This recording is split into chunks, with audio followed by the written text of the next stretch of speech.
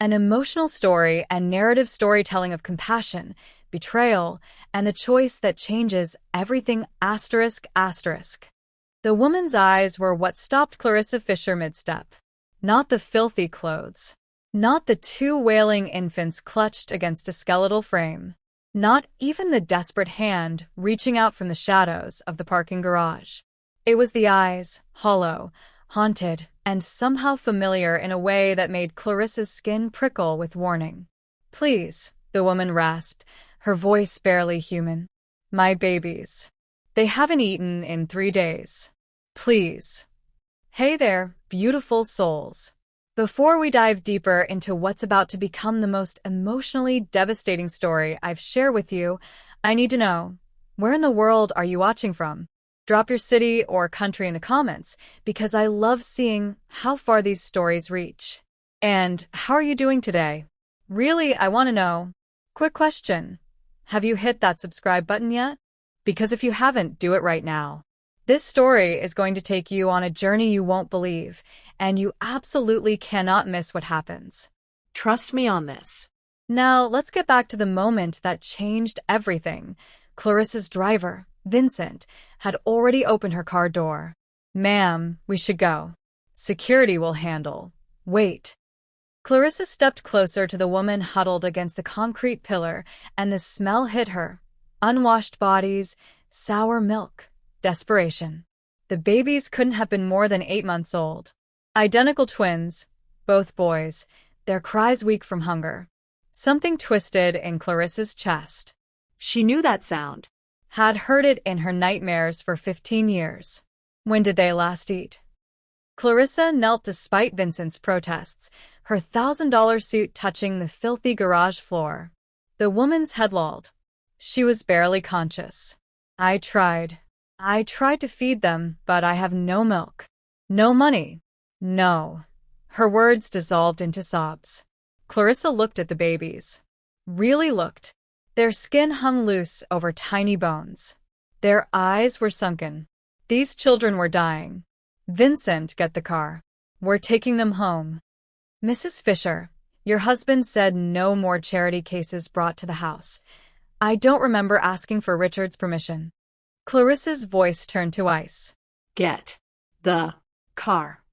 5 minutes later, the woman and her babies were in the back of Clarissa's Mercedes, speeding toward the Fisher estate. The woman had passed out completely, her grip on the children finally loosening as Clarissa took them, one in each arm.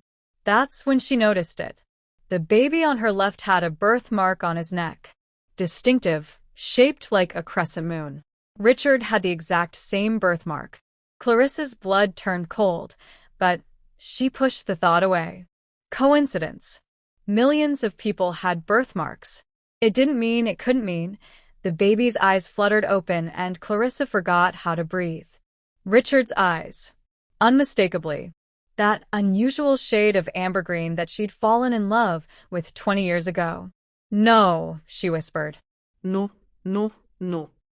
But the universe wasn't listening.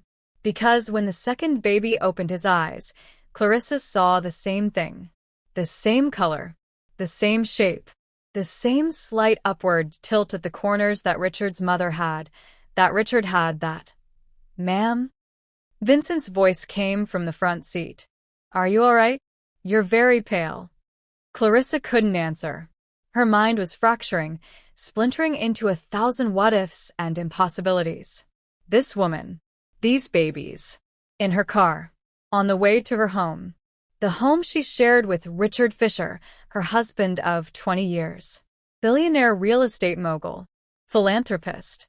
The man who'd held her through 3 miscarriages and sworn he didn't need children to be happy. The man who might have been lying about everything. "Vincent."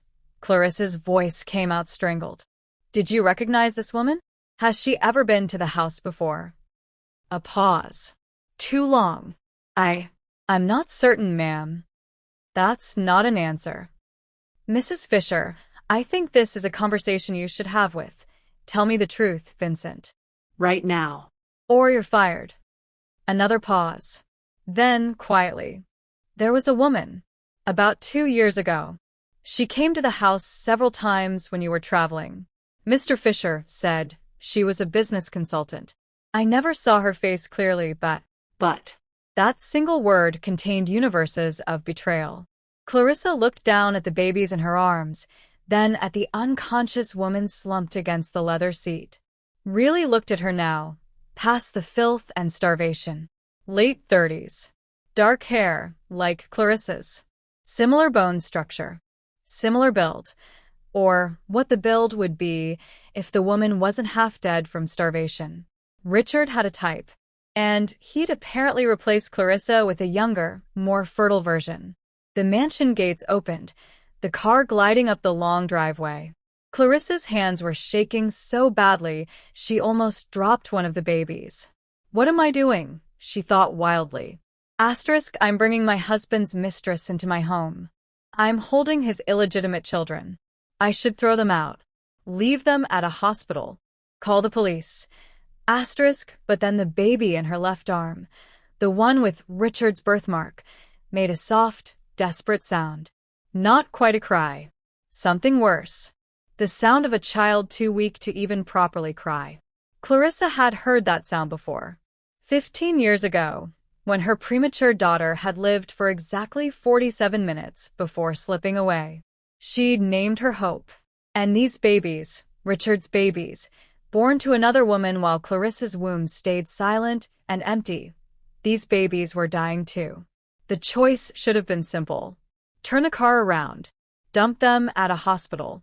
Let someone else save Richard's illegitimate children while Clarissa went inside and burned his entire world to ash. But Clarissa Fisher hadn't become a billionaire by making simple choices. She'd built her empire on the principle that every broken thing deserved a chance at restoration. That every lost soul deserved compassion. That wealth meant nothing if you didn't use it to heal the world's wounds. She just never imagined the wound would be her own. Or that the person who'd inflicted it would be unconscious in her back seat. Take them inside, Clarissa told Vincent as the car stopped. Guest wing, 3rd floor. Call Dr. Morrison immediately. Tell him I need him here in 30 minutes or less. And Mr. Fisher? Clarissa looked at her husband's children, then at the woman who'd borne them. A woman now completely dependent on Clarissa's mercy. The irony was almost poetic. Don't call Richard, Clarissa said softly. Not yet. Let him come home to his surprise.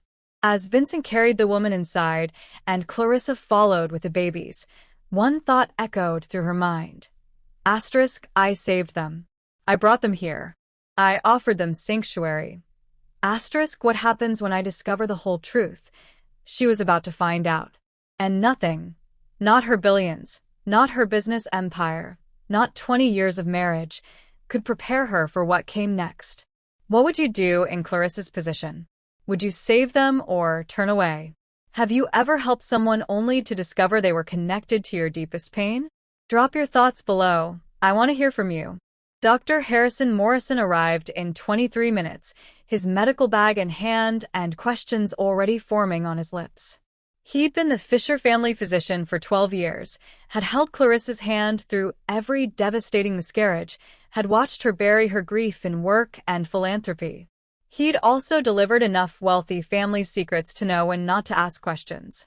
The woman first, Clarissa said, leading him to the guest suite where Eva lay unconscious on 1,000-thread count sheets that cost more than most people's monthly rent. Then the babies. I need to know if they'll survive.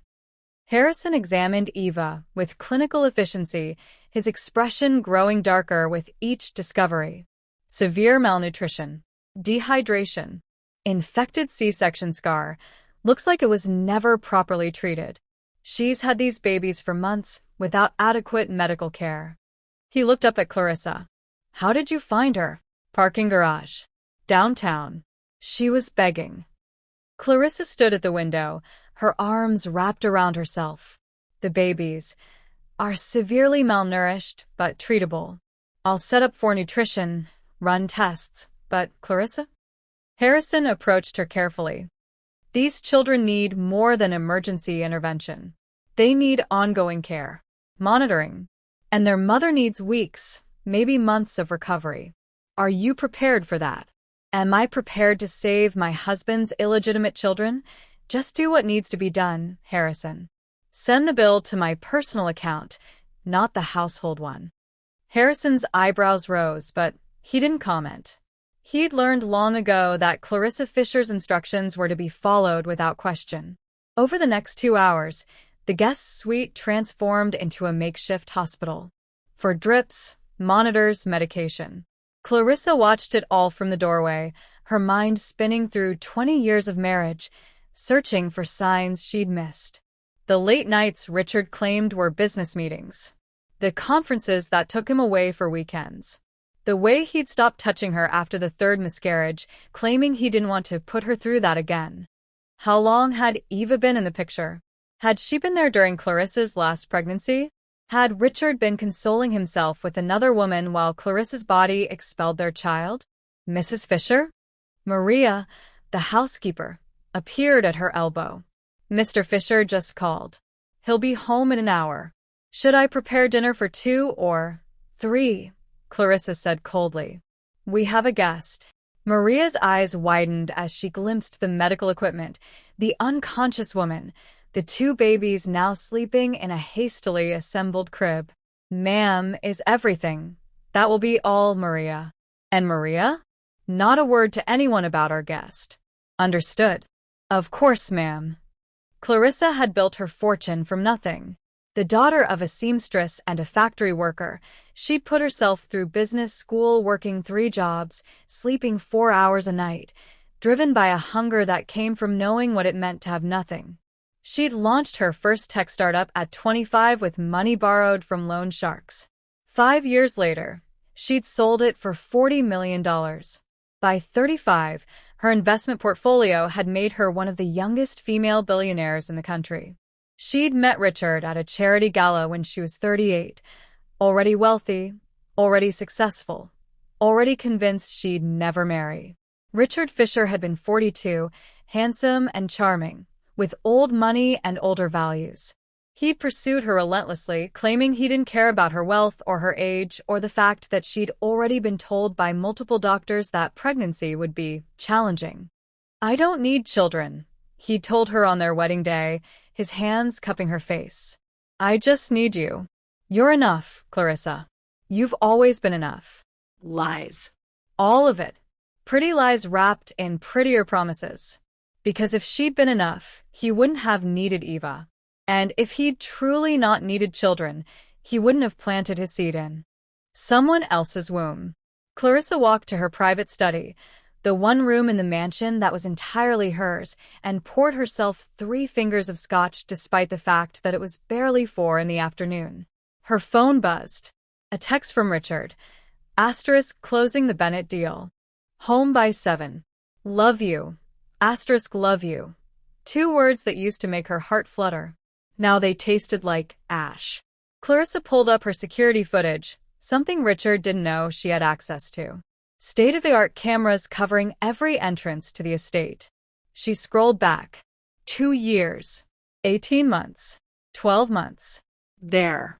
A woman arriving in an Uber. Dark hair pulled back. Pregnant, maybe 5 months along. Vincent greeting her at the door. The timestamp showed 2:47 p.m. on a Tuesday.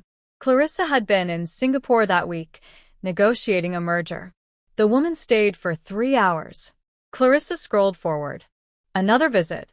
Then another. Always when Clarissa was traveling. Always during business hours, as if it were legitimate.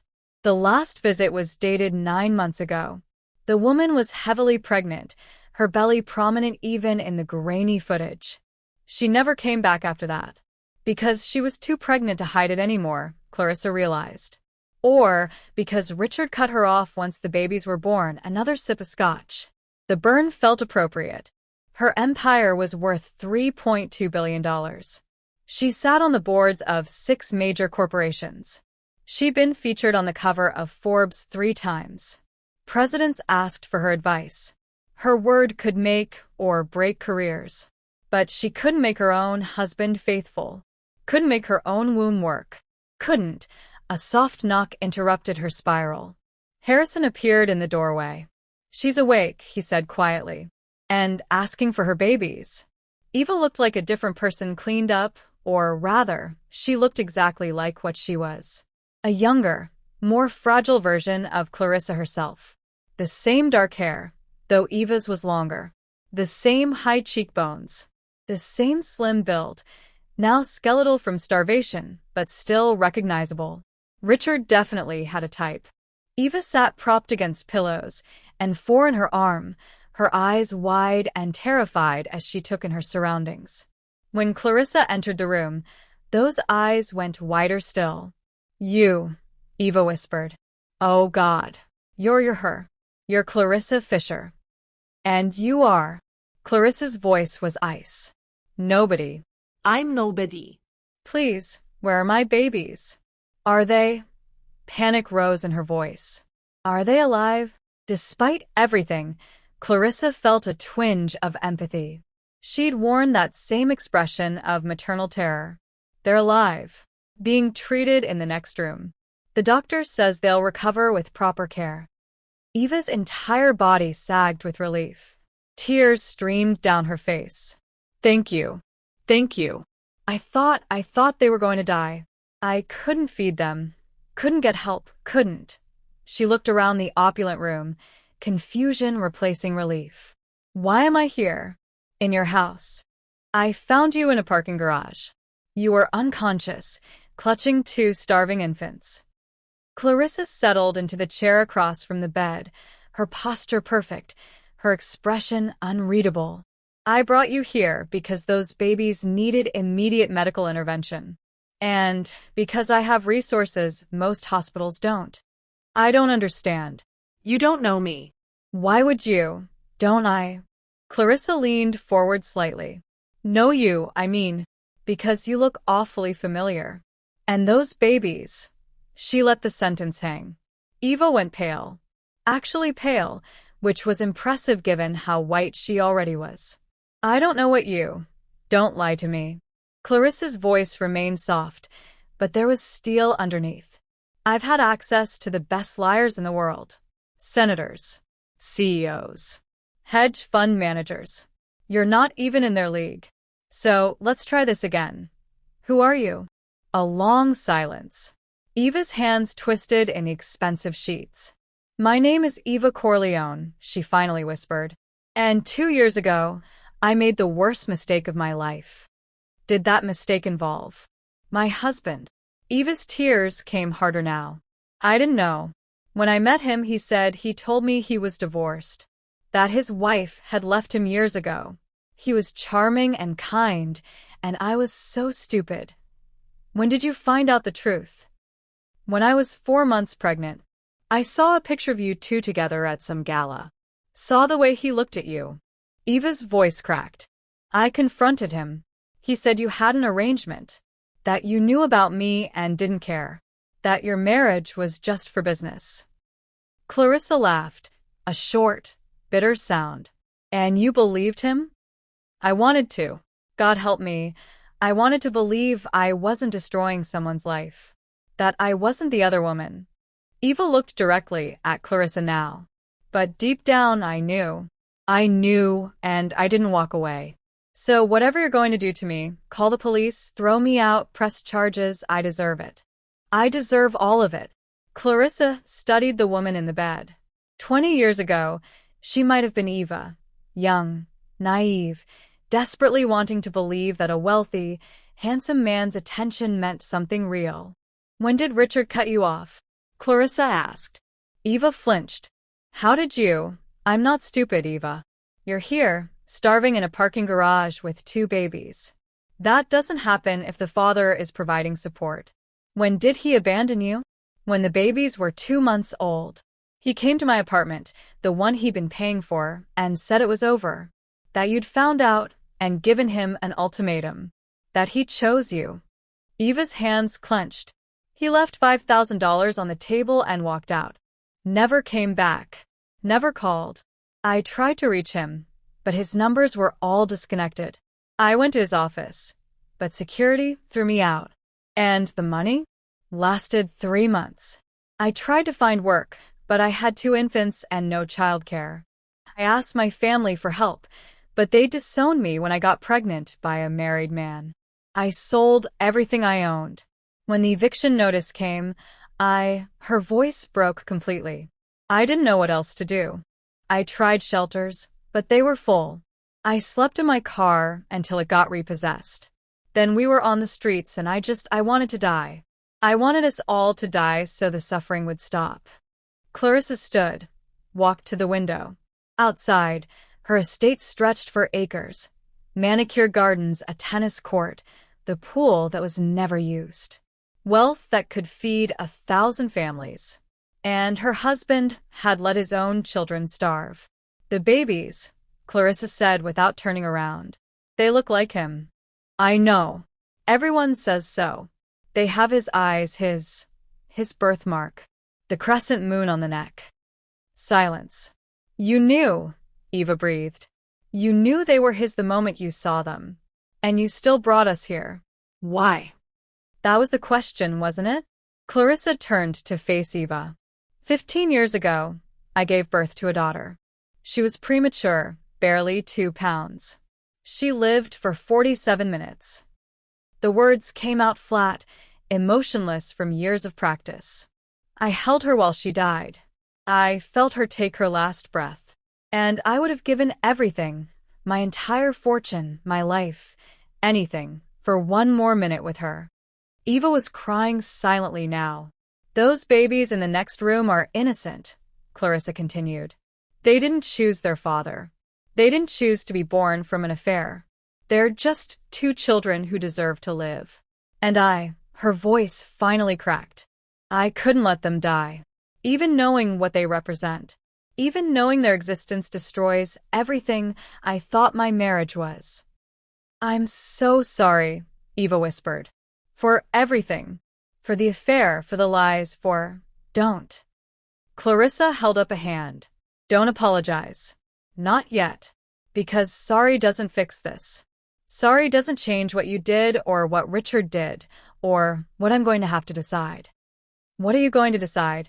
Clarissa looked at this broken woman who'd slept with her husband, borne his children, suffered in ways Clarissa could only imagine. I don't know yet, she admitted. But Richard will be home in 30 minutes.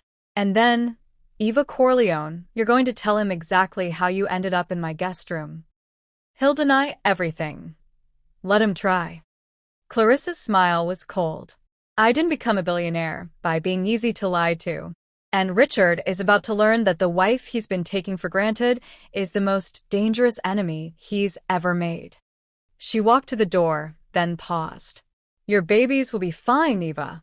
Whatever else happens, I promise you that. They'll be fed, treated, and protected. Because unlike their father, I don't abandon children. The words hung in the air like a verdict. As Clarissa descended the stairs to wait for her husband's return, one thought echoed through her mind. He brought his mistress into my home. Metaphorically, by betraying our vows. I brought her here literally, by offering mercy. Now, let's see which one of us understands the true cost of that decision. Have you ever discovered a betrayal that made you question everything you thought you knew? How did you handle it? Share in the comments. Your story might help someone else who's going through the same thing. And if you're hooked on the story, smash that subscribe button, because what happens when Richard comes home is explosive. Hashtag Part 3. The inciting incident. Clarissa positioned herself in the grand foyer, standing perfectly centered beneath the crystal chandelier Richard had imported from Vienna for their 10th anniversary.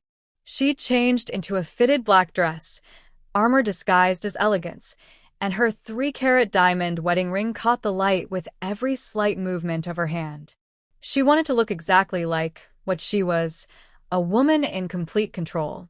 Even if inside, she was screaming. The sound of Richard's Mercedes pulling into the driveway made her pulse quicken.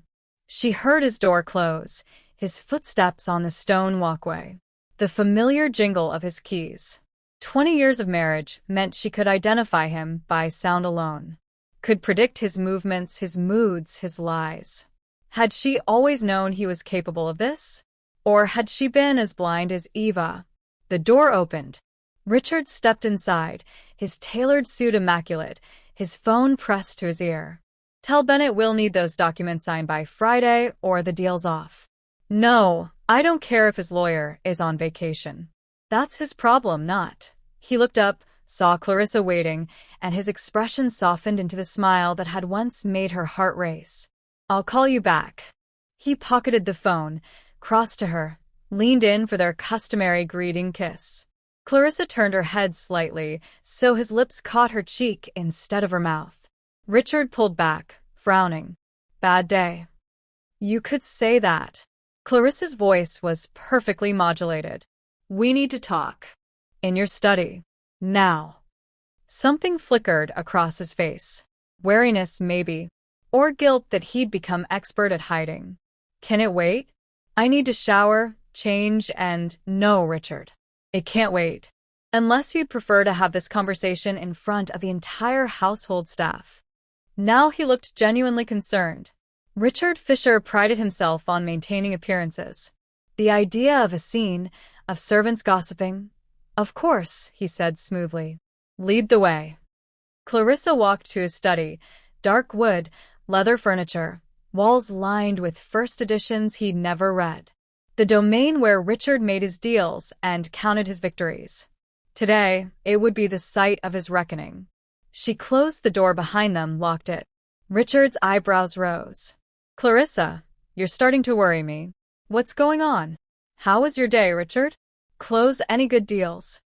The Bennett acquisition is nearly finalized. Should net us about 20 million once. Us. Clarissa turned to face him fully. Is there still an U.S., Richard? Or did that end around the time you started sleeping with Eva Corleone? The color drained from his face. Actually drained, like someone had pulled a plug. His mouth opened. Closed. Opened again. I don't know what you're talking about. Clarissa almost admired the attempt. Almost. Don't insult my intelligence. We're past that now. Clarissa, I swear to you, I don't know anyone named. She's upstairs. In our guest suite. Along with your twin sons. Clarissa watched him process this. Watched the calculations happening behind his eyes. The babies with your eyes. Your birthmark. Your DNA, Richard. They're upstairs right now, being treated by Dr. Morrison for severe malnutrition because their father abandoned them to starve. Richard stumbled backward, actually stumbled, catching himself on the edge of his desk. That's impossible. You're confused. Someone's lying to you. Stop. Clarissa's voice cracked like a whip. Stop lying. I found her in a parking garage this afternoon. She was unconscious. Those babies were dying. And I brought them here because I'm apparently the only person in this scenario with a functioning conscience. You brought my… Richard caught himself, but too late. You brought a stranger into our home? Not a stranger. Your mistress. The mother of your children. The woman you've been fucking for the past 2 years while telling me you didn't need children to be happy. Richard's face went from white to red. Watch your language. Watch my… language. Clarissa's composure shattered. You fathered children with another woman while I mourned every baby I lost, and you're concerned about my language? She was across the room before she knew she'd moved, her hand connecting with his face in a slap that echoed off the walls. Richard touched his cheek, shocked. In 20 years, she'd never raised her hand to him, had barely raised her voice. Feel better? He asked coldly. Not remotely. Clarissa's chest was heaving, her carefully constructed control in pieces. Tell me the truth. Right now. All of it. Or I walk out that door, and by morning, every news outlet in the country will know that billionaire philanthropist Richard Fisher abandoned his infant sons to die on the streets. You wouldn't try me. I've built and destroyed empires, Richard. What makes you think I won't destroy you? They stared at each other across the study, and Clarissa saw the exact moment he realized she meant every word. His shoulders sagged. It was a mistake. A stupid, meaningless mistake that spiraled out of control. Meaningless mistakes don't result in twin babies. I met her at a conference. She was… God, Clarissa, she was young and she laughed at my jokes and she made me feel Feel what? Powerful? Virile? Like a man whose wife's body actually worked? Richard flinched. That's not fair. Fair? You want to talk about fair? Clarissa's voice rose again. Was it fair that I destroyed my body trying to give you children you claimed you didn't want? Was it fair that you consoled yourself with a woman half my age while I was still bleeding from our last miscarriage? Was it fair that you let your sons starve rather than face your responsibilities? I gave her money. $5,000. You gave her $5,000 and disappeared. Do you have any idea how long $5,000 lasts when you're caring for twin infants alone? She wasn't supposed to keep them, Richard said quietly. The words hung in the air like poison. Excuse me? Clarissa's voice went deadly calm. I told her, when she got pregnant, I told her I'd pay for an abortion. A good clinic, no questions asked. She refused. Said she wanted to keep them, that maybe we could. He stopped. Could what, Richard? Be together? Did you promise her you'd leave me? No. I never. I told her it was just an affair. That you and I had an understanding. I thought she'd accept the money and disappear, maybe put them up for adoption, but she had the audacity to actually love your children. To want to raise them. How inconvenient for you. Richard ran his hands through his hair. This is a disaster. If this gets out, the board will force me to step down. The Bennett deal will collapse. Our reputation. Your reputation, Clarissa corrected. I built my fortune separately. My companies operate independently. If you burn, Richard, you burn alone. Fear flashed across his face. You're my wife. We're a team. You wouldn't. I wouldn't what? Divorce you? Take half of everything? Expose you for exactly what you are. Clarissa moved closer. Give me one reason why I shouldn't do all of that and more.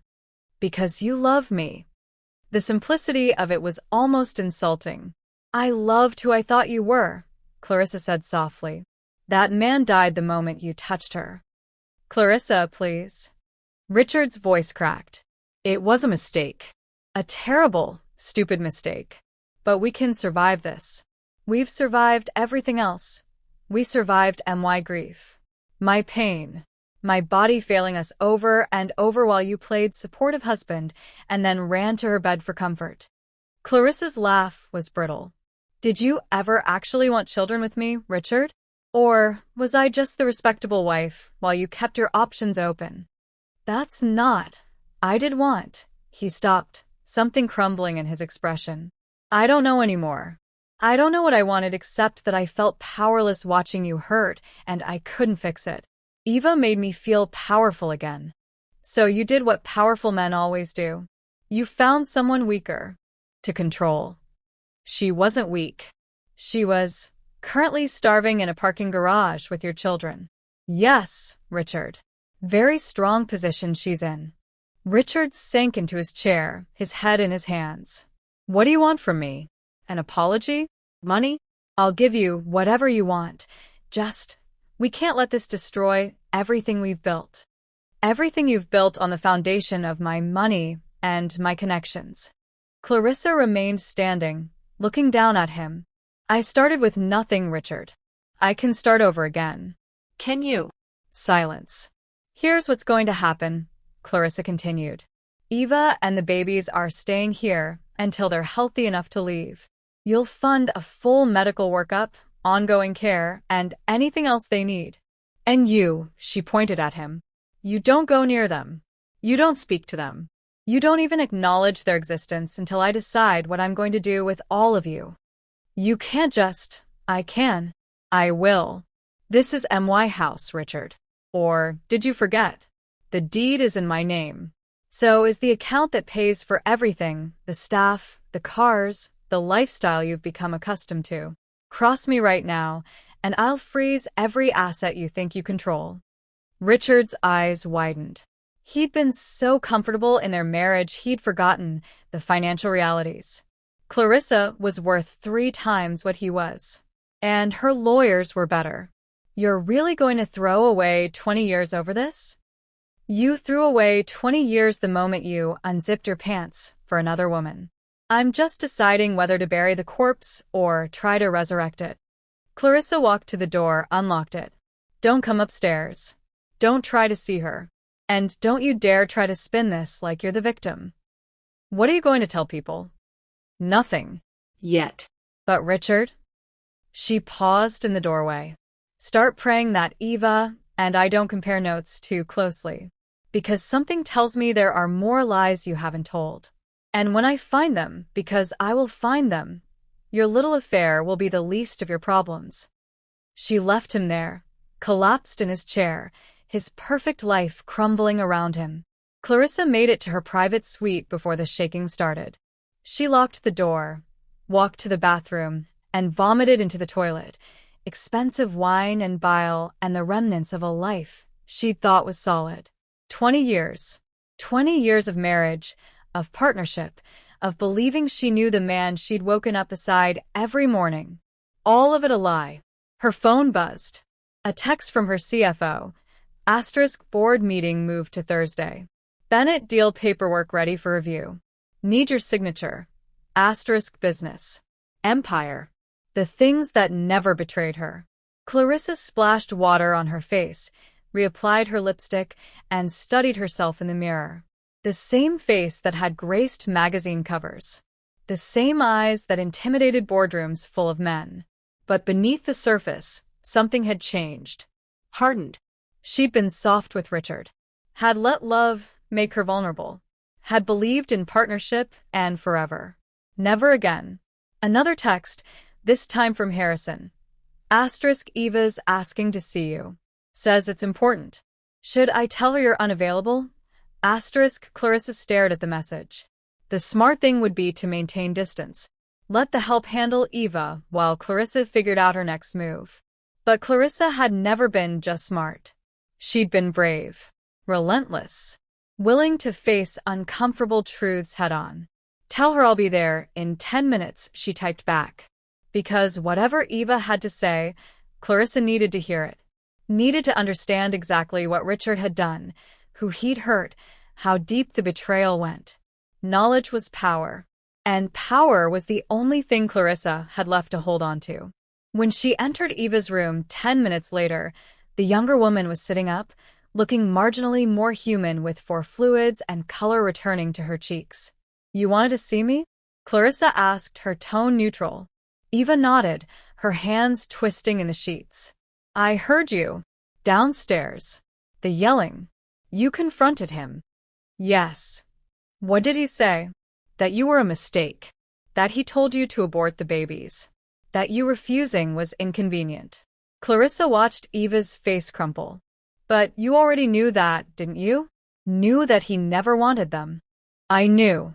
But I thought if he just saw them, held them, he'd change his mind. That he'd realize they were his sons and he'd... Eva's voice broke. I was so stupid. You were hopeful.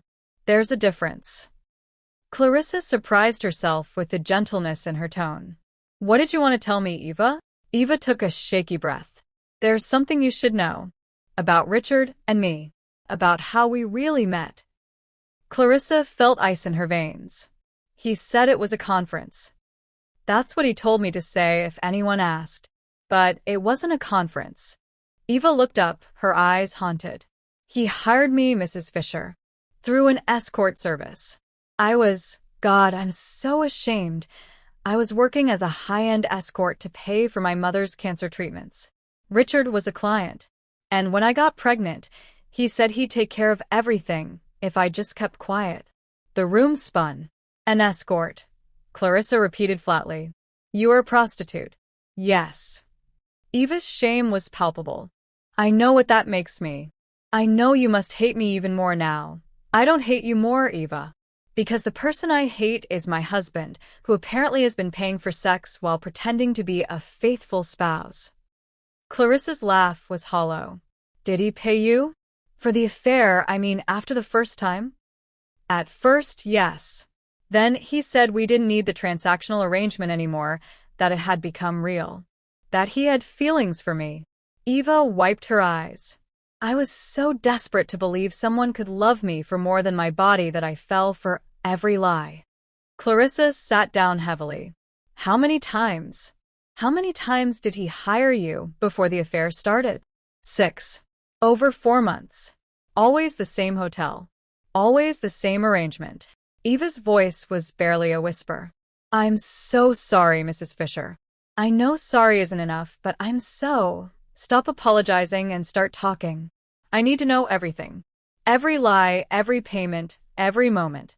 Because Richard is about to learn what happens when you underestimate your wife. For the next hour, Eva talked. And with every word, Clarissa's resolve strengthened. Richard hadn't just had an affair. He'd been living a double life. And Clarissa was going to burn it all down. Would you stay or would you leave? Could you ever forgive a betrayal this deep? Drop your thoughts in the comments. I want to hear what you would do. And if this story has you on the edge of your seat, hit that subscribe button because what Clarissa does next is going to shock you. 3 days later, Clarissa stood in her home office at 3 a.m., surrounded by bank statements, credit card receipts, and private investigator reports. She'd hired 3 separate firms. She trusted no one anymore, and the picture they'd painted made her stomach turn. Richard hadn't just hired Eva 6 times. He'd been using escort services for 7 years.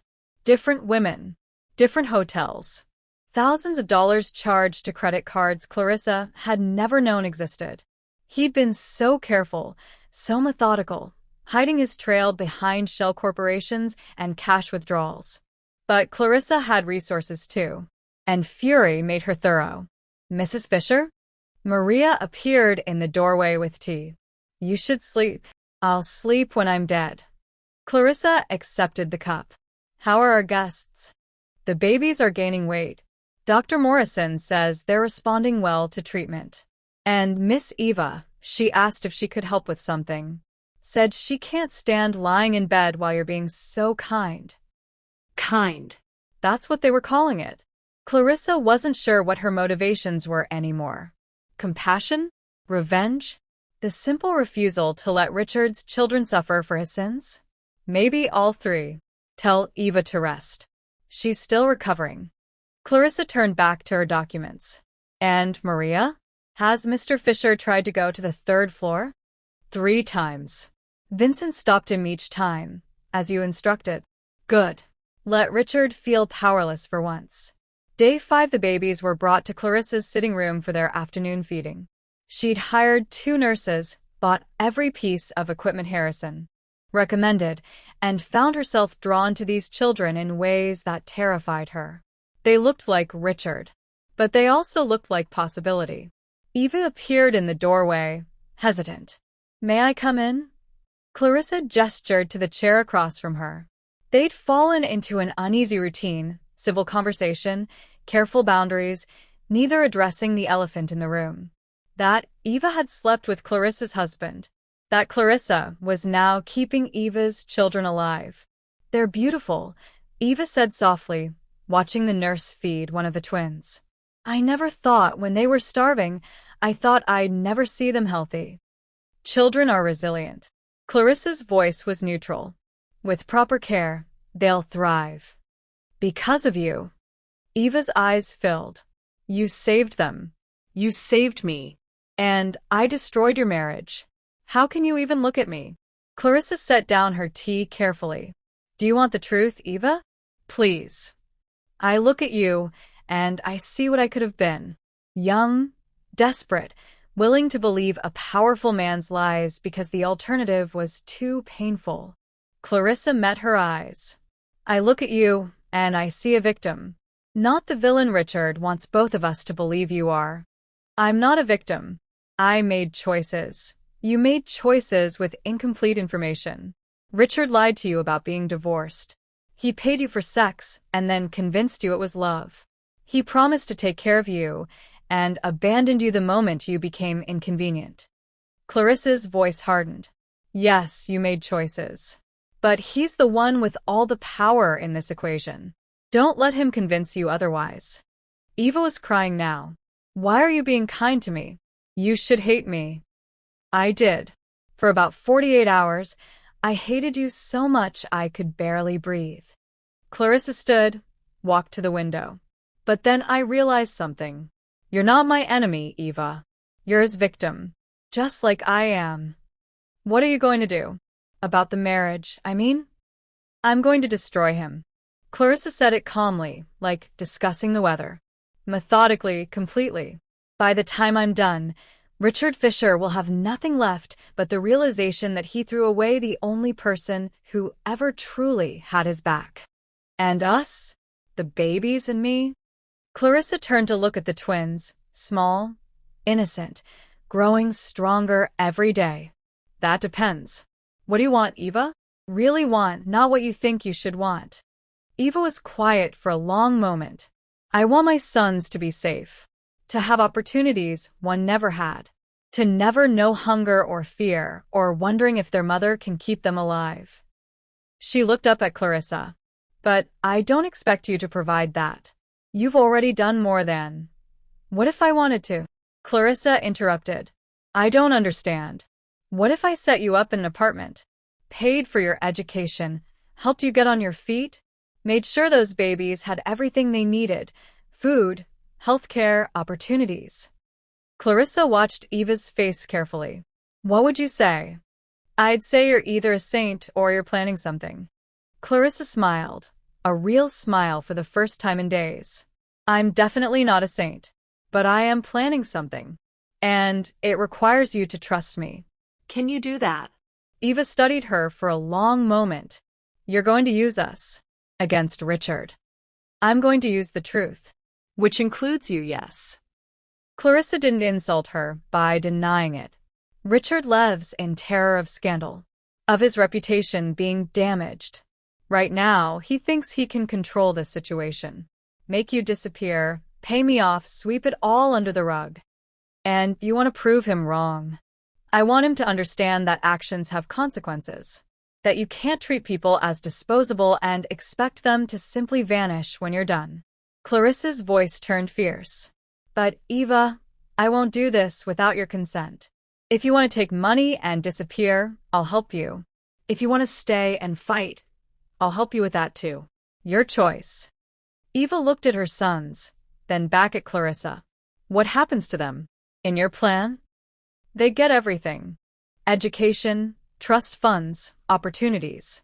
Richard will pay child support, legally mandated, publicly documented. He won't be allowed to pretend they don't exist. He'll hate them for ruining his reputation. Probably. But they'll have resources to deal with that. Therapy, support, and a mother who fought for them. Clarissa paused. And possibly a godmother who refuses to let her husband's sins destroy innocent children. Eva's eyes widened. You'd do that? Be part of their lives? I don't know yet, but I know I won't abandon them. Clarissa returned to her chair. So, Eva Corleone, are you in or out? Eva's answer came without hesitation. In. Whatever you need, I'm in. Good.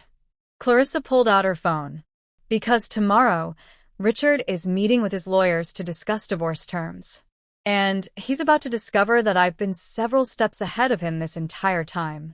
Day 6, Richard sat across from Clarissa in the dining room, his lawyer beside him, looking every bit the wounded husband being forced into an unfair negotiation.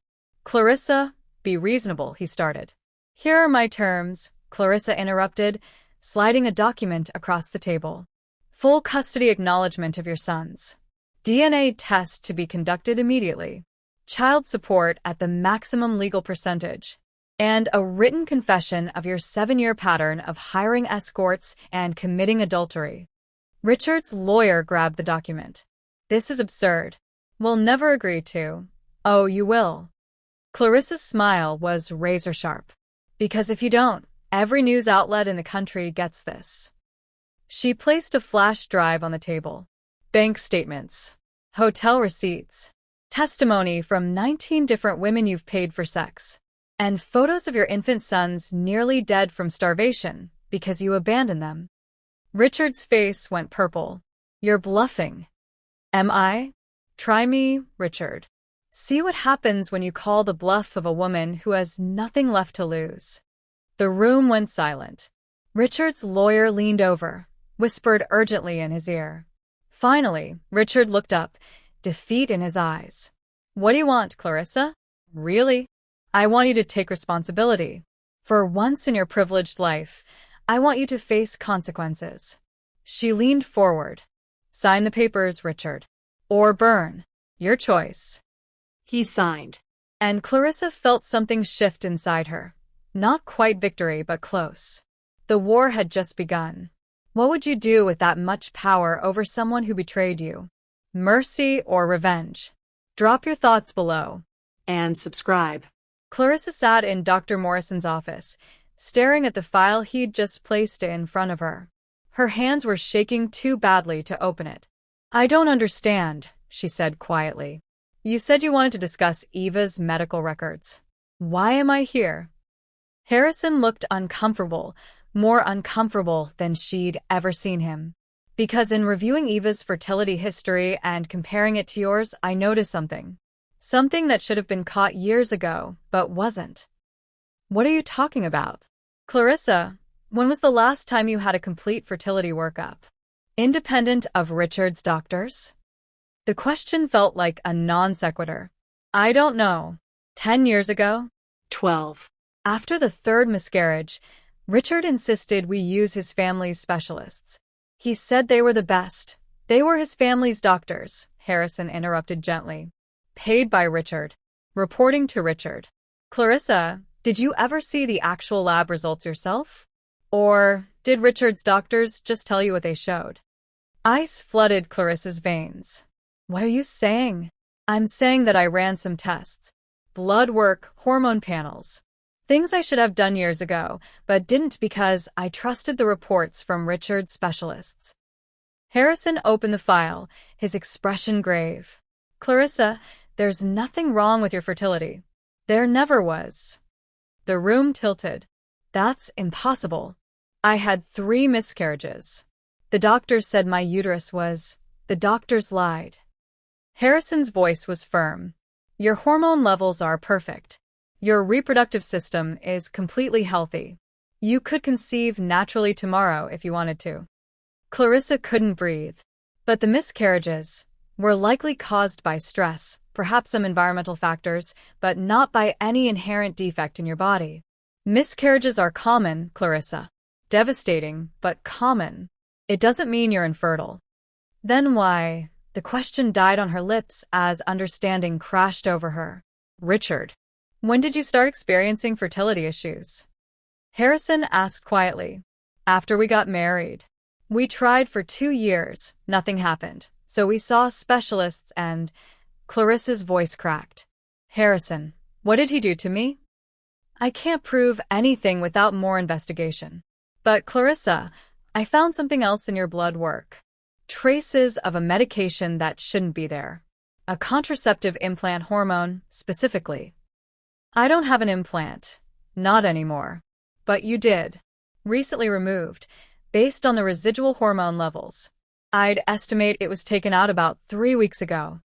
3 weeks ago. Right around when Clarissa had her annual physical with Richard's family doctor. The doctor who'd said everything was fine, who'd given her a clean bill of health, who'd worked for the Fisher family for 30 years. He implanted me with birth control, Clarissa whispered. Without my knowledge. Without my consent. I believe so, yes. Probably during one of your procedures. The implant is tiny, inserted in the upper arm. You'd never notice it unless you were looking for it. And it would prevent pregnancy for years. Clarissa stood abruptly, walked to the window. Below, the city spread out, the empire she'd built, the life she'd created. All of it built on a foundation of lies. How long? Her voice was hollow. How long was I walking around with birth control in my body while I blamed myself for being broken? Based on the hormone degradation, I'd estimate the implant was placed 7 to 8 years ago. And Clarissa, Harrison hesitated. There's evidence of multiple implants. He was replacing them, keeping you infertile on purpose. The scream that tore from Clarissa's throat was primal. She grabbed a paperweight from Harrison's desk and hurled it across the room, where it shattered against the wall. He did this to me. Her voice was raw. I mourned babies that could have lived. I hated my own body. I let his mother convince me I was defective. And the entire time, she couldn't finish, couldn't breathe, couldn't process the magnitude of the betrayal. Richard hadn't just cheated on her. He'd systematically stolen her fertility, had let her suffer for years, had watched her destroy herself with grief and shame, all while ensuring she could never have the children she desperately wanted. "There's more," Harrison said quietly. "More? What could possibly be worse than this?" "The miscarriages." I reviewed the medical records from Richard's specialists. The medications they prescribed, Clarissa, some of them are known to increase miscarriage risk. I think they were deliberately inducing them. Clarissa sank to the floor, her designer suit crumpling, her carefully constructed composure shattered completely. "Why?" The word came out broken. "Why would he do this?" "I don't know, but I think you need to ask him." "And Clarissa," Harrison crouched beside her, "you need to decide if you want to press charges. What he did, it's assault. It's medical malpractice. It's criminal." Clarissa drove home in a fog. She parked, walked inside, climbed the stairs to the third floor where Eva was reading to the twins. Eva looked up, smiled, then froze at Clarissa's expression. "What happened?" "He sterilized me." Clarissa's voice was eerily calm. "Richard implanted birth control in my body without my knowledge. Kept me infertile for years while I thought I was broken." Eva's face went white. "Oh my God. The miscarriages, the ones that destroyed me, he caused them. Paid doctors to prescribe medications that would trigger them. He murdered our babies, Eva. Deliberately." "Why would he?" "Because he never wanted children with me. He wanted my money, my connections, my empire. But he didn't want to share it with offspring who might dilute his control." Clarissa laughed, but it sounded unhinged. "He wanted heirs eventually, yes. But only when he was ready. Only on his terms." Eva set down the book, approached carefully. "Clarissa, what are you going to do?" "I'm going to destroy him. Not financially, that's too easy. I'm going to destroy him the way he destroyed me. Systematically. Thoroughly. Until he understands exactly what he took from me. And then?" Clarissa looked at the twins, healthy now, thriving, innocent. "Then I'm going to do something he never expected. I'm going to have the children he tried to prevent me from having. I'm going to build the family he stole from me. And I'm going to make sure he watches every moment, knowing he could have had this if he hadn't been a monster." She turned to Eva. "I need to ask you something. And I need complete honesty. Anything. When you were with Richard, did he ever talk about me? About why he didn't want children?" Eva's expression darkened. "Once. After I told him I was pregnant. He was furious at first. Said he'd planned everything so carefully that you weren't supposed to ever know he was capable of having children." She paused. "He said you'd been easy to control when you thought you were the broken one. That if you ever got pregnant, you'd have power over him." The final piece clicked into place. Richard hadn't just wanted to avoid children. He'd wanted to keep Clarissa powerless. Had weaponized her deepest pain to maintain control over her, over their marriage, over everything. "Eva," Clarissa said quietly, "how would you feel about raising 4 children instead of 2? "What?" "I'm going to have babies. With or without a husband. Through IVF, sperm donor, whatever it takes. And I want you and your sons to be part of that family. A real family, built on truth instead of lies." Eva's eyes filled with tears. "You do that? After everything? You're a victim, just like me. And those boys deserve siblings who'll love them. So yes, Eva, I'd do that. If you'll let me." For the first time since this nightmare began, Clarissa felt something other than rage. She felt purpose. Richard had tried to break her.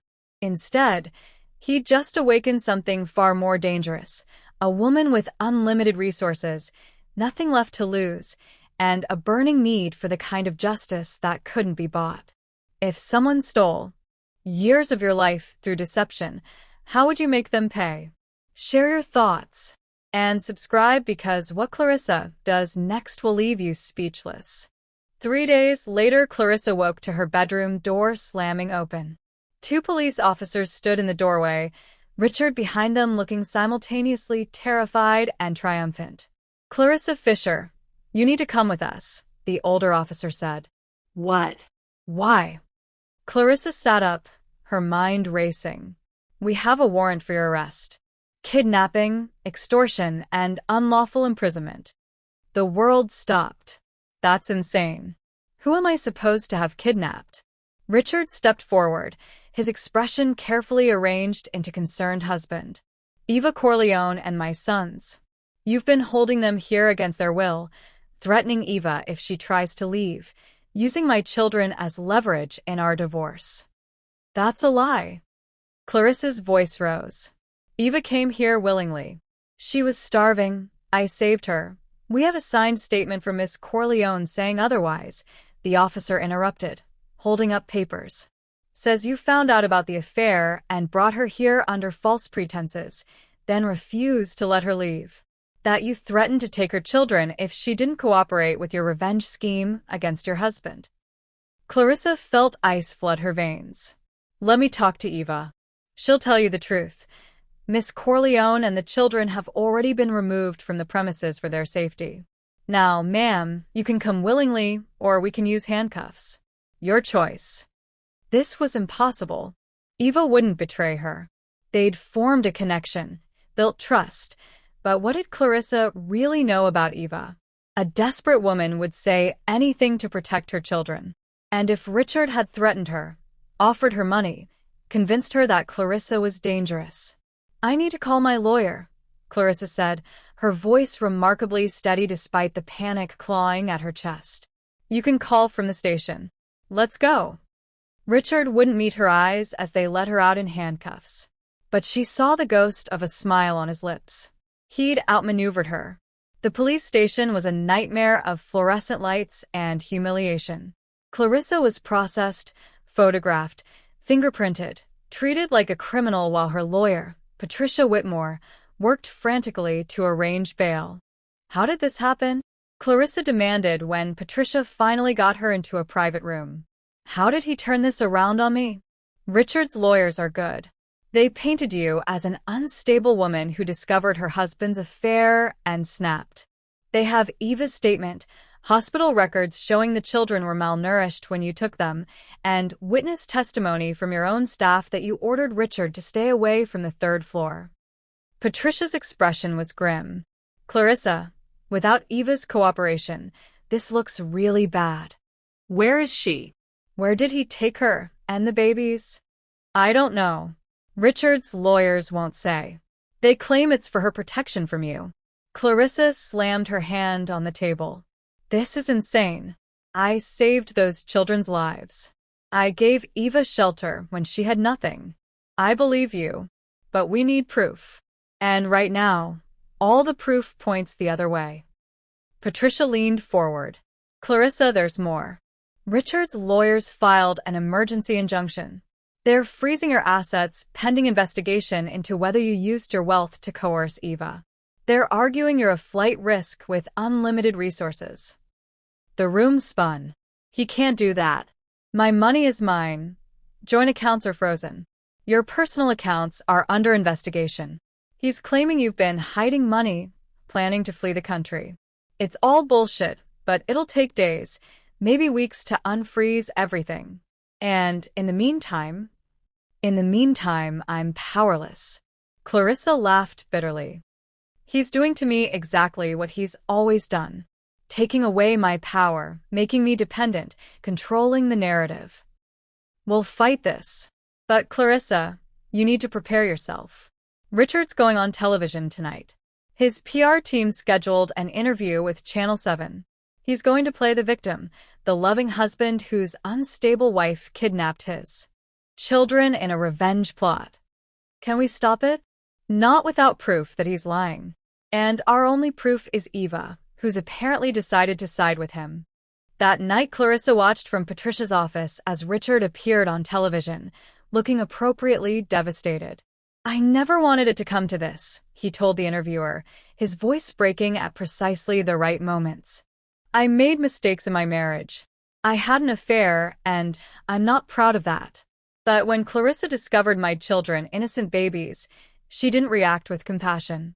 She saw an opportunity for revenge. You're saying she kidnapped your children? Not kidnapped, exactly. She found Eva, the mother of my sons, when Eva was at her most vulnerable. Starving, desperate. And Clarissa brought her to our home, but not out of kindness. She wanted leverage. Control. Richard wiped his eyes. She kept Eva isolated, threatened her, told her that if she didn't cooperate in destroying me, she'd make sure Eva lost custody of the children. That's monstrous. My wife is a brilliant woman. Powerful, wealthy, used to getting her way. When I chose to take responsibility for my sons, when I tried to do right by Eva and the children, Clarissa couldn't handle it. She'd rather destroy everyone than lose control. Clarissa turned off the television before she threw something at it. He's convincing, Patricia said quietly. The public will eat this up. Scorned billionaire wife goes crazy with power and revenge. What about Harrison? The medical evidence? Proof that Richard sterilized me? Circumstantial, without Richard's doctors testifying, and they won't. Attorney-client privilege, doctor-patient confidentiality, they're protected. And Harrison's accusations could be seen as you manipulating another doctor into supporting your narrative. So, I'm just supposed to let Richard win? Let him paint me as a monster while he gets away with years of abuse. No. We fight. But Clarissa, it's going to get worse before it gets better. Richard has momentum now. The media, public opinion, even some of your business partners are distancing themselves. Your board is calling emergency meetings. Richard's threatening to sue for defamation on top of everything else. Clarissa walked to the window, looked out at the city she'd conquered. Built. Owned. And now Richard was taking it from her, piece by piece. I need to talk to Eva, Clarissa said. Face to face. That's the only way to fix this. She's under Richard's protection. You can't get near her without violating. I don't care. Clarissa turned, her expression fierce despite the desperation clawing at her. Find her, Patricia. Use every resource, every contact. Find Eva and get me 5 minutes with her. That's all I need. And if she refuses to recant, if she really has sided with Richard, then everything was lost. The empire Clarissa built, the reputation she'd cultivated, the future she'd imagined, all of it would crumble because she'd made the mistake of showing compassion to the wrong person. Then I'll know the truth, Clarissa said quietly, and I'll figure out how to survive it. But as she said the words, she wondered if survival was even possible anymore. Richard had taken everything. Her fertility, her trust, her children. The ones she'd lost and the ones she'd tried to save. Maybe he'd finally succeeded in breaking her after all. Could you forgive someone who betrayed you to save themselves? What would you do in Clarissa's position? Comment below. And subscribe. Day 3 of Clarissa's nightmare. The call came at 2 a.m. from a number Clarissa didn't recognize. Mrs. Fisher? A woman's voice, hushed and frightened. It's Maria, your housekeeper. I'm sorry to call so late, but I need to tell you something. About Miss Eva. Clarissa sat bolt upright. What about her? Where is she? Mr. Fisher has her in a hotel. The Grand Meridian, room 1247. He's keeping guards outside the door, but Mrs. Fisher. Maria's voice dropped to a whisper. I heard him on the phone. He's planning to send her out of the country. Tomorrow morning. He has a private plane arranged. Once she's gone, you'll never be able to prove your side of the story. Why are you telling me this? Because I was there. I saw you save those babies. I watched you care for Miss Eva when you could have thrown her out. Whatever Mr. Fisher is telling people, I know the truth. And it's not right. After Maria hung up, Clarissa immediately called Patricia. I know where Eva is. I'm going to see her. Clarissa, no.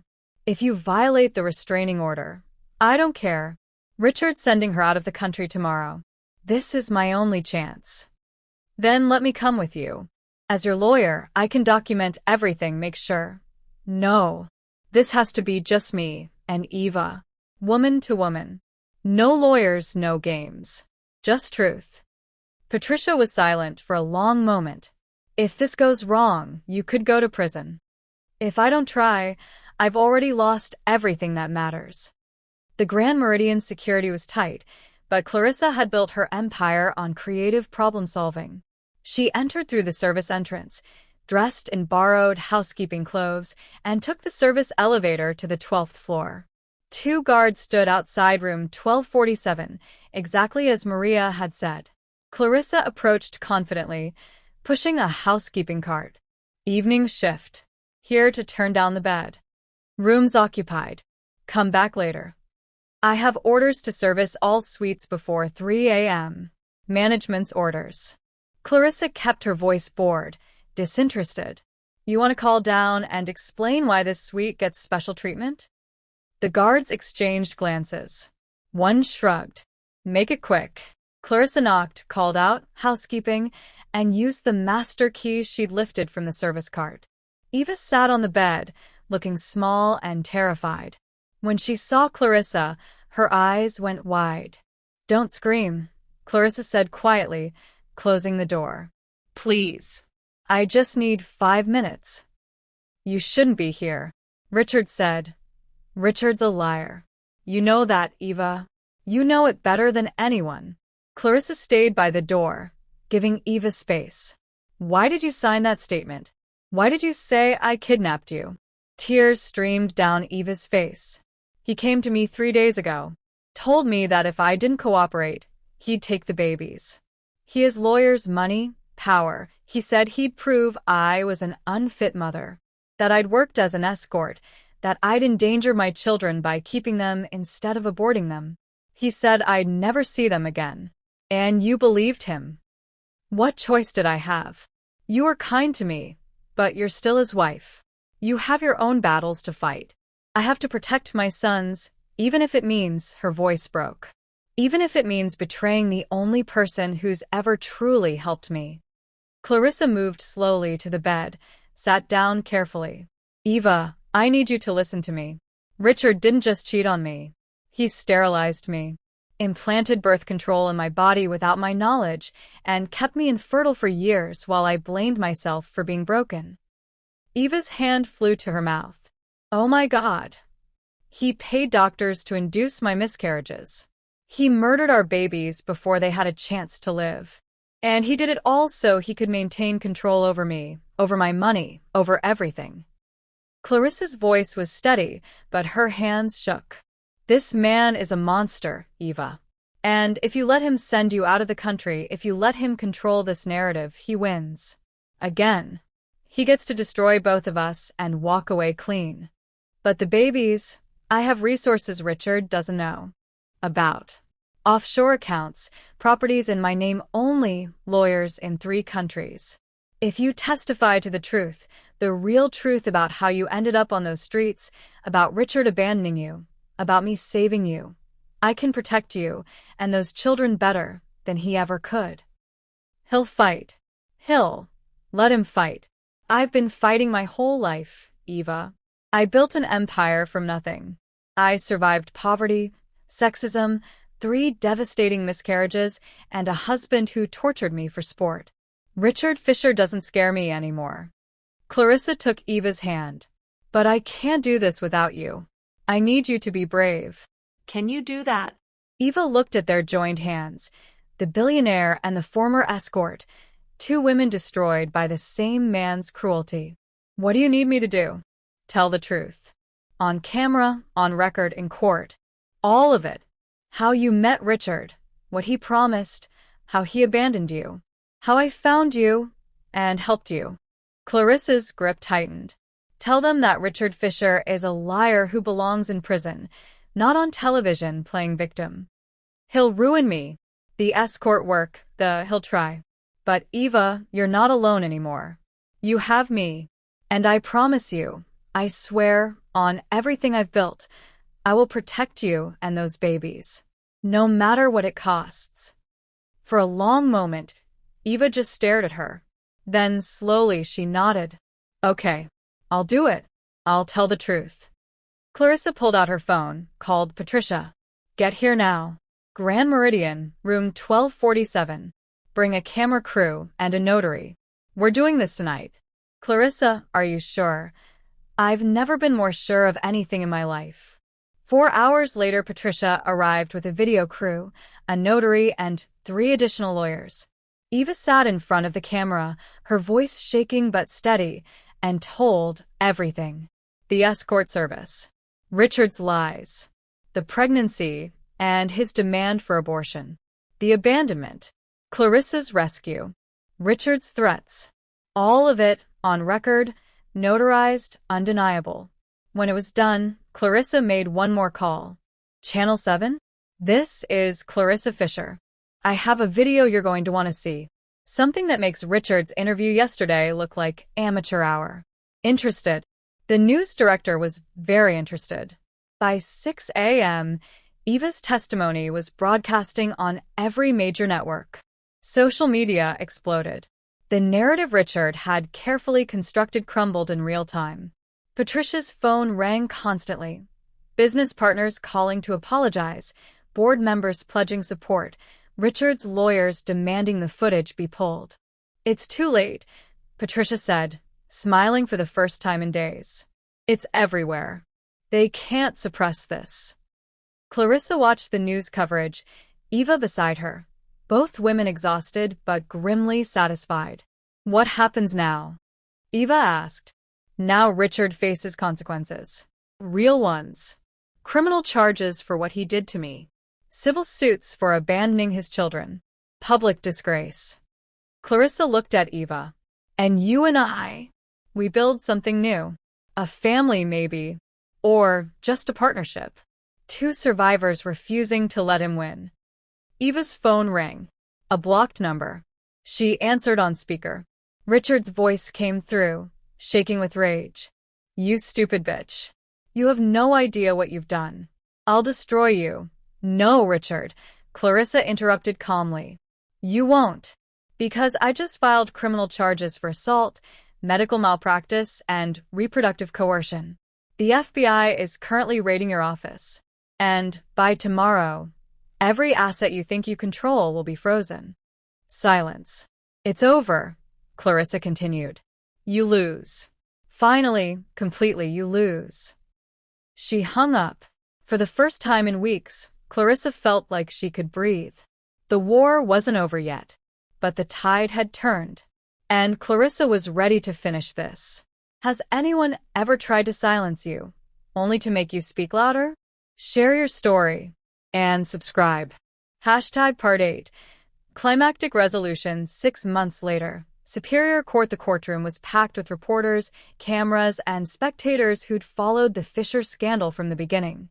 Clarissa sat at the plaintiff's table, Patricia beside her, feeling calmer than she had in years. Across the aisle, Richard looked diminished. His expensive suit couldn't hide the weight he'd lost, the gray that had overtaken his hair, the desperation in his eyes. All rise for the Honorable Judge Catherine Mills. The judge, a stern woman in her 60s, took her seat and surveyed the courtroom with sharp eyes. We're here today for final arguments in Fisher v. Fisher, along with the criminal charges against Richard Fisher. I've reviewed all evidence, testimony, and medical records. This is one of the most disturbing cases I've seen in 30 years on the bench. She looked directly at Richard. Mr. Fisher, you stand accused of reproductive coercion, medical assault, fraud, and child abandonment. How do you plead? Richard's lawyer stood. Your Honor, we maintain that these charges are exaggerated by a vindictive ex-wife who... I asked your client, counselor. Mr. Fisher? Richard stood slowly. Not guilty, Your Honor. Of course. Judge Mills turned to Clarissa. Mrs. Fisher, your evidence? Patricia stood, her voice ringing with conviction. Your Honor, We have medical records proving Mr. Fisher conspired with physicians to implant long-term birth control in Mrs. Fisher without her knowledge or consent. We have financial records showing payments to these doctors. We have testimony from Dr. Harrison Morrison confirming the implants and the medications prescribed to induce miscarriages. Your Honor, Dr. Morrison is biased, Richard's lawyer interjected. We also have testimony from 3 of the physicians involved. Patricia continued smoothly, all of whom have agreed to testify in exchange for reduced charges. They've provided detailed accounts of Mr. Fisher's instructions to keep his wife infertile while making her believe she was naturally unable to conceive. The courtroom erupted in whispers. Judge Mills banged her gavel. Furthermore, Patricia said, "We have evidence that Mr. Fisher abandoned his twin sons and their mother, leading to their near starvation. We have Eva Corleone's testimony, corroborated by hospital records, police reports, and witness statements. The woman is a former prostitute seeking a payday." Richard's lawyer tried again. "The woman is a victim," Judge Mills snapped. "As is Mrs. Fisher." "Continue, counselor." Patricia nodded. "Finally, Your Honor, we have something Mr. Fisher didn't expect us to find. Evidence of 2 other women he similarly victimized. Women who were paid to sign NDAs after he impregnated them and pressured them into abortions they didn't want." Clarissa watched the color drain from Richard's face. This was new. Patricia's investigators had only uncovered this evidence 3 weeks ago. "Your Honor, this is..." Richard's lawyer was floundering now. "Relevant," Judge Mills finished. "It establishes a pattern of behavior. I'll allow it." The 2 women testified via video link, their stories heartbreakingly similar to Eva's. Young, vulnerable, targeted by Richard's charm and money, then discarded when they became inconvenient. By the time they finished, even Richard's lawyer looked disgusted with his client. "Mr. Fisher," Judge Mills said, her voice like ice. "Do you have anything to say for yourself?" Richard stood, and for a moment, Clarissa thought he might actually show remorse. Instead, he turned to her with venom in his eyes. "You self-righteous bitch. You think you're better than me? You married me for my name, my connections. I married you because I loved you." Clarissa interrupted quietly. "I would have given you everything. But love wasn't enough for you. You needed control. You were obsessed with having children. Every conversation, every day, it was all you cared about. I gave you a good life, luxury, status. You gave me trauma." Clarissa's voice rose. "You violated my body, murdered our babies, and let me believe I was broken. You didn't give me a life, Richard. You stole mine." "Enough." Judge Mills banged her gavel. "Mr. Fisher, sit down before I hold you in contempt." Richard collapsed into his chair, his mask finally shattered. Judge Mills reviewed her notes, then looked up. "I'm ready to render judgment. On the criminal charges of reproductive coercion and medical assault, guilty. On charges of conspiracy and fraud, guilty. On child abandonment and endangerment, guilty." The courtroom exploded. Patricia gripped Clarissa's hand. "Mr. Fisher, you will serve 18 months in prison, followed by 5 years probation. You will pay full restitution to Mrs. Fisher for medical expenses, emotional damages, and punitive damages totaling $47 million. You will pay child support for your twin sons at the maximum legal rate until they reach 18, plus establish trust funds of no less than $2 million each." Richard was openly weeping now. "Additionally, you will surrender all claims to joint property, accept full responsibility in divorce proceedings, and will have no contact with Mrs. Fisher or Eva Corleone except through attorneys. Do you understand?" "Yes," Richard whispered. "As for the divorce proceedings, Mrs. Fisher, what are your terms?" Clarissa stood. "I want everything, Your Honor. Every asset, every property, every share of stock that was built on my money and my reputation. I want my name removed from his entirely, and I want full custody rights as godmother to his sons, with Ms. Corleone retaining primary custody." "Granted." "Mr. Fisher, you have anything to add?" Richard just shook his head, broken. Then this court is adjourned. Outside the courthouse, Clarissa faced a wall of cameras and microphones. Mrs. Fisher, how do you feel? What's next for you? Will you forgive your ex-husband? Clarissa raised her hand, and the crowd quieted. Richard Fisher stole 8 years of my life. He weaponized my deepest pain and used it to control me. But he didn't break me. If anything, he showed me exactly how strong I am. She paused. To any woman watching this who's been told she's broken, who's been made to feel less than, who's been controlled by someone who claimed to love her, you are not alone. You are not defective.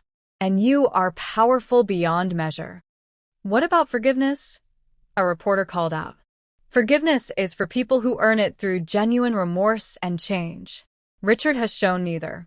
So no, I won't forgive him. But I will move forward without him. I'll build the life he tried to prevent me from having.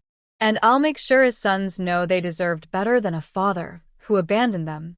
And Eva Corleone? Are the rumors true that you're raising the children together? Clarissa smiled, a real smile. Eva is my friend. We're building a family that's based on truth, support, and love. Something Richard never understood. As Clarissa descended the courthouse steps, Eva waited at the bottom with the twins, now chubby, healthy, smiling 8-month-olds. We won, Eva said, tears streaming down her face. We did. Clarissa took one of the babies, felt his solid weight in her arms. And now we get to actually live. Patricia approached with her phone. Clarissa, I just got a call from the fertility clinic. They have an appointment available next week if you still want to proceed with IVF. Clarissa looked at Eva, at the babies, at the life spreading out before her like an open road. Schedule it, she said. It's time to build my family. On my terms. As they walked to the car, surrounded by the people who'd stood with her through everything, Clarissa felt something she hadn't felt in years. Peace. Richard was going to prison. Her empire was restored. And most importantly, she'd reclaimed the narrative of her own life. The beggar she'd saved had become her greatest ally. The mistress who'd broken her heart had become her sister in survival. And the billionaire who'd almost lost everything had discovered what truly mattered, not wealth or status, but the courage to rise from the ashes and refuse to be anyone's victim ever again. Justice served. But there's still one more chapter to the story. Subscribe to see how Clarissa's new life unfolds. 2 years later, Clarissa stood in the garden of her new estate, smaller than the mansion she'd shared with Richard, but infinitely warmer, watching chaos unfold with a smile. Eva chased the twins, now energetic 2-year-olds, through the flower beds while they shrieked with laughter. In the nursery upstairs, Clarissa's own miracle slept peacefully. Baby Hope, named for the daughter she'd lost and the future she'd reclaimed. Against all odds, after everything Richard had done, Clarissa's body had healed. The IVF had worked on the first try, as if her body had been waiting for freedom to finally bloom. Marisa. One of the twins crashed into her legs, using the name both boys had adopted. Cookie. After lunch, Sebastian. Clarissa ruffled his hair, marveling at how naturally motherhood had come when it wasn't wrapped in desperation and control. Eva joined her, slightly breathless. I swear they have infinite energy. Must be nice, says the woman who just started her MBA. Clarissa handed her a glass of lemonade. How are classes? Terrifying and exhilarating. I never thought. Eva's voice caught. I never thought I'd be here. Educated, stable, raising my sons in safety. It feels like a dream. It's not a dream. It's what you earned by being brave enough to tell the truth. They sat in comfortable silence, watching the boys play.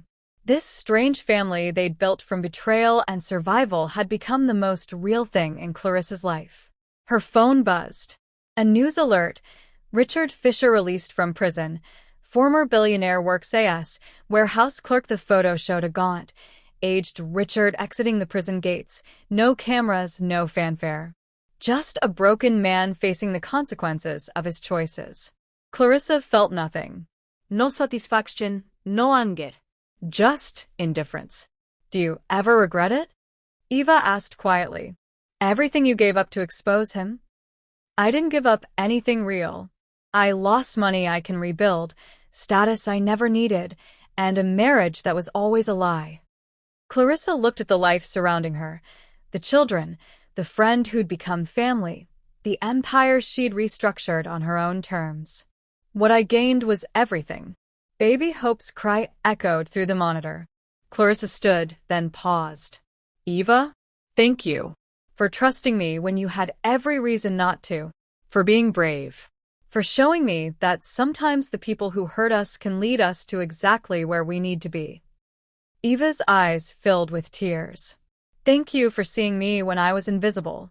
For saving us when you had every right to walk away. For teaching me that women don't have to destroy each other over a man's failures. Upstairs, Clarissa lifted her daughter from the crib, breathing in that perfect baby smell. Hope opened her eyes, Clarissa's eyes, and smiled. This child would never wonder if she was wanted, would never carry the weight of someone else's cruelty, would grow up knowing that her mother had fought through hell and emerged stronger. You are so loved, Clarissa whispered. So wanted. So perfect exactly as you are. The words she'd needed to hear for years. The truth Richard had stolen, and she'd finally reclaimed. As the afternoon sun painted everything golden, Clarissa returned to the garden where her family waited. Not the family she'd imagined 20 years ago, but the one she'd built from ashes and courage and the radical choice to extend mercy instead of revenge. The beggar she'd saved had saved her right back. And the billionaire who'd almost lost everything had discovered that the greatest wealth wasn't measured in money. It was measured in the courage to rise, the strength to forgive yourself, and the wisdom to build something beautiful from the pieces of what broke you. Clarissa Fisher had finally found her happy ending. And it was just the beginning. Thank you for taking this journey with Clarissa and Eva. Their story reminds us that compassion can transform enemies into family, that justice is possible, and that our darkest moments can become the foundation for our greatest triumphs. Asterisk, asterisk, have you ever chosen mercy over revenge? Has someone's betrayal led you to an unexpected blessing? Share your story in the comments below. Your courage might be exactly what someone else needs to hear today. Asterisk, asterisk, if this story moved you, please subscribe and share it with someone who needs to remember their own strength. We all deserve happy endings. We all deserve to rebuild.